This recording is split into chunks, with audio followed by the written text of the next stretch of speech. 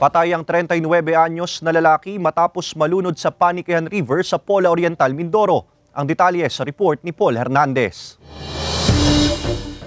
Wala ng buhay nang matagpuan ng 39 anyos na lalaking kinilalang si Albert Lauresta linggo ng hapon. Napaulat na nawawala si Lauresta matapos na maligo sa isang ilog sa barangay Paniquehan, Pola Oriental, Mindoro. Ayon sa mga otoridad, mula sa itaas ng isang puno, tumalon umano sa ilog ang biktima at hindi na nakitang lumutang pa. Kaagad naman daw humingi ng tulong sa mga otoridad ang mga kasama ng biktima. Agad po tayong nagkanda ng search and rescue doon sa nasabing nawawalang tao. Sa lalim na 22 feet, natagpuan ang mga labi ng biktima sa tulong na rin ng diver mula sa Kabalikat Civicom. Ayon sa Coast Guard Oriental Mindoro, posibleng nakainom ang biktima nang mangyari ang insidente. Base rin po dun sa nakalap na information, meron po silang 5 boteng alak na dala.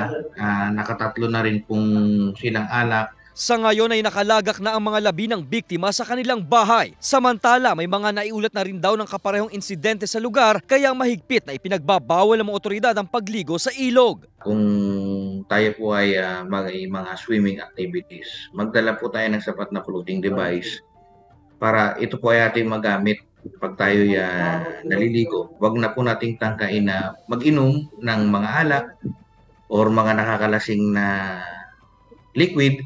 Ito po yung magiging possibility na pwede nating ikapahamak. Huwag na po nating subukan at baka po buhay natin o ng ating mahal sa buhay ang maging kapalit kung mangyayari po yung mga hindi naasahang pagkakataon. Sinusubukan pa ng GMA Regional TV Balitang Southern Tagalog na makuha ng pahayag ang mga kaanak ng nasawing biktima. Paul Hernandez, Balitang Southern Tagalog.